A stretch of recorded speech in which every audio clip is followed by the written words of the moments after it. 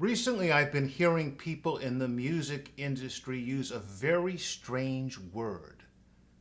In fact, this is a word I've never heard them use before, but in the last few years, it's showing up everywhere. And that word is algorithm.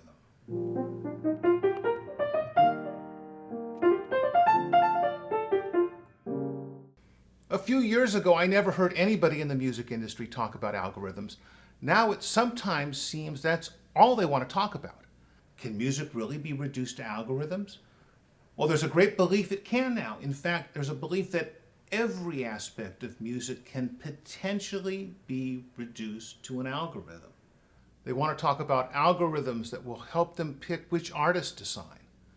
There are algorithms that will tell them which songs will be a hit and which will be a failure. Algorithms to advise the people that go to streaming platforms on what music they should hear. They're even talking about algorithms that will compose music. You even see situations in which people go to a concert and instead of seeing a live musician, they see this hologram recreation made out of all these various algorithms. You could see Billie Holiday or Roy Orbison or some other musician who's died constructed out of these various mathematical constructs. And this leads us to ask, is this good for music? Because many people feel threatened. In fact, there's not a single job in the music world that can't, at least theoretically, be replaced by an algorithm.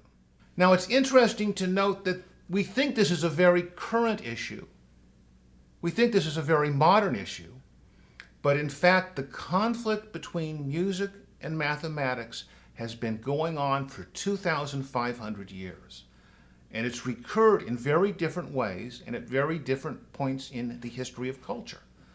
Let's look at the first conflict between music and mathematics. This goes back to the era around 500 BC, and the instigator was a philosopher known as Pythagoras. Pythagoras is known for many things. You probably studied him when you studied geometry. But Pythagoras also is the person who understood that musical relationships and musical notes could be defined by numbers. He understood that if you took a string and you plucked it, you created a note. But if you changed the length of the string, you changed the note. And then he understood that there were specific ratios, that there was a whole science of this, and every note could be reduced to a number, and groups of notes could be reduced to scales which represented these ratios. We take this for granted now, but think of what a revolution that was. We tend to believe this was a positive revolution because our music now is mostly notated in scales. But in fact, this approach to music leaves out so much. Think of all the sounds that don't fit into these scales. Think of notes that bend the scales. Think of notes that don't exist within the construct of scales. Think of the whole world of sound that you could never reduce to a mathematical formula or a scale. So when Pythagoras created this new mathematical way of music, he also challenged everything else out there, and this challenge was frightening. This challenge was unsettling because this new notion of music was very devastating if you had any other view of how sound should create songs. People were probably threatened by this. Now, we don't have a lot of good evidence, but even what we have learned from the historical records is quite revealing. We understand that Pythagoras was forced to go into exile. Some of his followers were burnt. Other ones had to go into hiding, lead kind of secret societies. Now, nobody has linked this to the music, but I do believe that you find these revolutions are always threatening when they happen.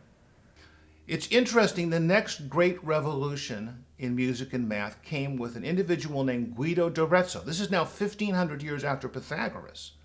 But Guido is the person who invented musical notation. Think of this as the greatest algorithm in the history of music. You could now take any song and you could reduce it to a piece of paper. It's like a scientific formula for recreating a specific song. It's the very definition of an algorithm. Once again, this was controversial. There were death threats. Guido d'Arezzo had to leave his monastery. He was kicked out of the monastery. He had to go to the Pope for protection. He said there was a conspiracy against him. People hated him. Now, this seems very strange. Why would musical notation lead to death threats? But think about it. Before music was notated, if you wanted to learn a song, you had to go to someone who knew the song, a teacher. You had to go to a choir master. When musical notation came along, it threatened their people's lives, their existences, their vocations. They didn't want to see musical notation. No one would need them anymore. It's very similar to the situation now with the algorithm. So we shouldn't be surprised that the person who invented musical notation, who created this mathematical algorithm, created a situation of such controversy. But we've seen again and again throughout history this attempt to force music into mathematical formulas. Augustine wrote this great treatise on music. This is around the 4th century. And in it, he uses the word number, the Latin word numeri, for rhythm. Now this is strange. Why would we use the word for number for rhythm? But this shows you the trend of thinking. And then you go up to the rationalist philosopher Leibniz, who said that music is just arithmetic. That when we're listening to music, our brain is counting, we're just not aware of it. You have the same thing with Schopenhauer, who believed that music was just an advanced form of mathematics. Now this is where we get to the most interesting juncture in the story, when music fought back. When music fought back and said, no, you can't reduce all of this to mathematics. And the challenge came from Africa, because Africa had never bought into this Pythagorean revolution. In Africa, they never decided to reduce music to defined scales. They incorporated the whole world of sound into music. And when African music first came to the West, the musicologists were shocked because they could not write it down. They couldn't write it down. At the Columbian Exposition, they had these African performers, and these famous American musicologists were shocked. They kept trying to notate just the rhythms. They were incapable of doing that. So all of a sudden, around the year 1900, you have this conflict between two different paradigms of music.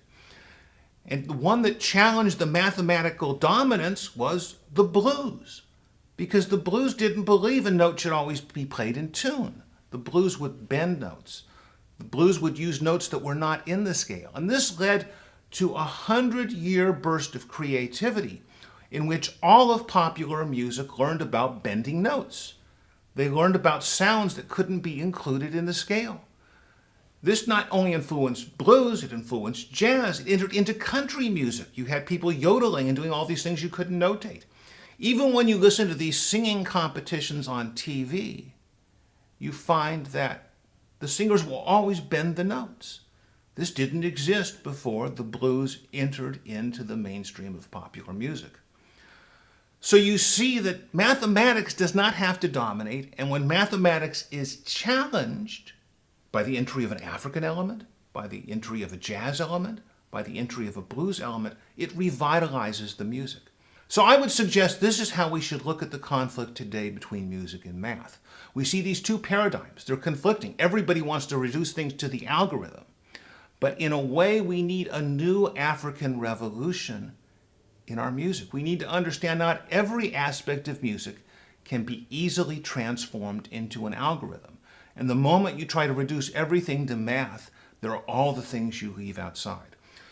So let's embrace math, let's embrace the algorithm, but let's also realize the importance of the things that can never be contained in a simple algorithm, and think that maybe even now in the current day, we need a new African influence, a new African revolution entering into our music so that we don't reduce everything to just number.